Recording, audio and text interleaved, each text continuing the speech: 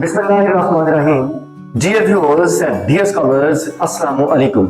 आज हम आपको जो फ्रेजेस बताने जा रहे हैं बहुत ही इंपॉर्टेंट है स्पीकिंग के हवाले से। कोई बंदा जब बोलता है वो चीखता है, चलाता है, ततलाता है या विस्पर करता है, सरगोशी करता है, तो किस अंदाज में हम उसका इजहार जो है वो करेंगे कि वो किस अंदाज से जो है वो बोल रहा है, हमने किन अल्फाज से, किन फ्रेजेस से बोलना है कि वो बंदा बोला है। जैसे कि यर्ड वो चलाया, कि यर्ड वो चलाया। चलाने का मतलब होता है ऊंची ऊंची, जब बच्चे जो चलाते हैं ना उसको बोलते हैं ही यर्ड। नंबर 2 है शी स्क्रीम्ड, उसने चीख मारी। शी स्क्रीम्ड, उसने चीख मारी।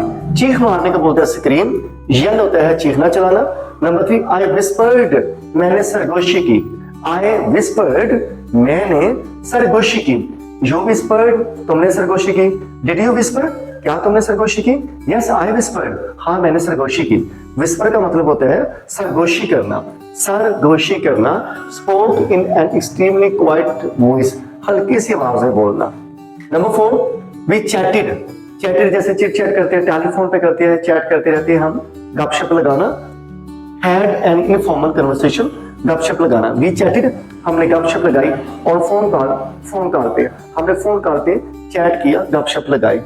नंबर 5 है he mumbled का मतलब होता है speak in a low voice, हल्की सी आवाज में बोलना। नॉट क्लियरली, लेकिन वो आवाज वाजिया ना हो, पता ना चले। बंदा ऐसे थोड़ी सी आवाज में बोले, हल्की सी आवाज में बोले जिसकी हमें समझ ना आए, वाजी आवाज ना हो। Without opening his mouth much, और वो ज्यादा बंदा मुंह ना खोले। जब इंसान ज्यादा मुंह ना खोले, थोड़ा सा बोले और उसकी आवाज के में समझ ना आए, तो उसको हम बोलते हैं मम्बल्ड या शी मम्बल्ड। मम्बलिंग करने का मतलब होता है ऐसा बोलना जिसकी आवाज समझ में ना आए। नंबर 6 पे माई किड्स वाइंड। वाइंड का मतलब होता है कंप्लेन करना, रोना धोना, चीखना चलाना। नंबर 7 ही रैम्बल्ड। रैम्बल्ड का मतलब होता है he went on and on, बोलता गया। Talked too much without stopping, बिना रोके बहुत ज्यादा बोलने को, बातें करते रहने को। जैसे हम कहते हैं वो बंदा नॉन स्टॉप बोलता है, तो उसको हम क्या बोलेंगे, हम बोलेंगे he rambled। लड़की हो तो फिर she rambled। Stop rambling please. Stop rambling का मतलब होता है ज्यादा बोलना बंद कीजिए। नंबर 8 है she stammered। स्टैमर्ड का मतलब क्या होता है जी, ततलाना। जैसे ततलाते हैं, जैसे वो कुछ छोटे बच्चे होते हैं ना, जैसे वो ते को ते पढ़ते हैं, ततलाते हैं।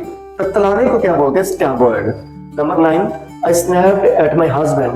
इसका मतलब होता है said a quick and angry remark, किसी बंदे पे फौरी और गुस्से वाले रिमार्क्स देना। गुस्सीले रिमार्क्स देने को क्या कहते हैं, कहते हैं I snapped at my husband या she snapped at her husband। उसने अपने बंदे पे बहुत जल्दी में गुस्से वाले रिमार्क्स पेश किए।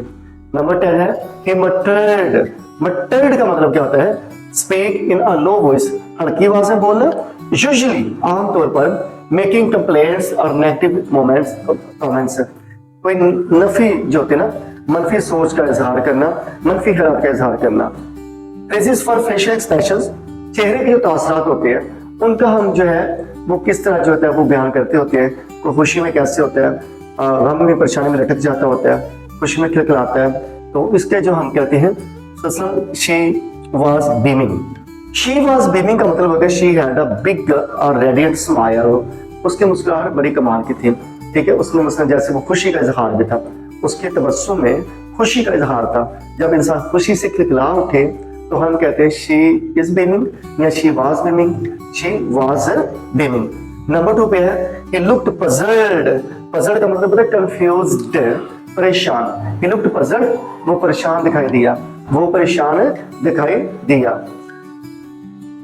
नंबर 3 पे शी ग्राइंड। ग्रीन का मतलब क्या होता है जी, ग्रीन ये दांत थोड़ी सी ऐसी जो करने, हंसी करना जिससे थोड़े से दांत नजर आए। Had a small smile. She green का मतलब है स्मॉल स्माइल की, छोटे सा हंसा लाभ से थोड़ा होता है जिसमें सिर्फ दांत नजर आते हैं, थोड़ी सी मुस्कुराहट, उसको बोलते हैं शी ग्रीन्ड। नंबर 4 पे she gave me a dirty look. उसने मुझे अच्छी निगाहों से नहीं देखा। गेव अ डर्टी लुक होता है अच्छी निगाहों से ना देखना। शी ब्लश्ड का मतलब क्या होगा, her face turned red because she was embarrassed. खुशी की वजह से या गम की वजह से या गुस्से की वजह से जब हमारे यहाँ वो लालगी हो जाती है चीक्स पे, तो रेड हो जाती है चीक्स, तो हम क्या कहते हैं, she blushed. Comparative idioms and dear scholars, जैसा कि it is as light as a feather, कोई चीज इतनी हल्की है, हम कहते हैं ये चीज बड़ी हल्की है। जब कोई चीज बहुत ज्यादा हल्की हो तो हम मिसाल के तौर पर क्या कहेंगे, it is as light as a feather. Feather कहते हैं परिंदे के पर को, जैसे कि पिजन का पर होता है और जो मोर का पंख होता है, इस तरह जो चिड़िया का पर होता है उसको फिदर बोलते हैं। तो वो बिल्कुल लाइट सा होता है, बिल्कुल हल्का सा होता है, उठाने में इजीली हम उठा सकते हैं, उसको पिक कर लेते हैं, इसलिए हम कहते हैं it's as light as a feather. Number 2 पे it's as dry as a bone. जब कोई चीज बहुत खुश्क हो तो हम उसकी मिसाल देते हैं it's as dry as a bone. जैसे कि हम मिसाल देते हैं it's as white as milk, ये दूध की तरह सफेद है। कोई चीज सफेद हो तो हम उसको क्या बोलते हैं, it's as white as milk. Number 3 पे क्या है, he is as mad as hornets, वो हॉर्नेस की तरह क्या है, वो पागल है। Number 4 it's as old as the hills, कुछ चीज ज्यादा पुरानी हो तो हम कहते हैं जनाब it's as old as hills. Number 5 it's as quick as lightning, कुछ चीज ज्यादा तेज हो तो हम कहते हैं बिजली की तरह तेज है, बिजली की तरह तेज है। जो कुछ चीज बहुत तेज हो हम कहते हैं it's as quick as lightning. Number 6 they are as different as day and night, दोनों चाहे हस्बैंड और वाइफ हो, दोनों के मिजाज में टेम्परामेंट में जब डिफरेंस आ जाए तो हम कहते हैं दोनों के मिजाज में जमीन आसमान का फर्क है, तो हम कहते हैं they are as difference as day and night. जैसे दिन रात में जमीन आसमान का फर्क है, इस तरह उनकी सोच में दिन रात का फर्क है। Number 7 she is as stubborn as a mule, वो बहुत जिद्दी है।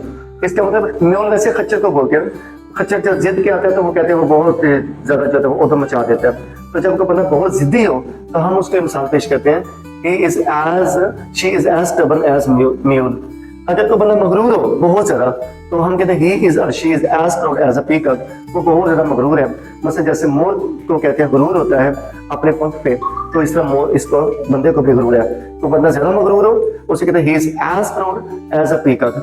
नंबर 8 पे है it's as good as mule, ये चीज इतनी अच्छी है जितने कि नहीं आती है चीज, बिल्कुल ऐसे नहीं की तरह हो गई है। Used after something broken has been repaired, जब कुछ चीज टूट जाए उसको दोबारा रिपेयर किया जाए तो वो बिल्कुल नहीं हो जाए तो हम कहते हैं it's as good as new। Dear scholars and dear students, for such more phrases please come on YouTube English with Imtiaz Khan।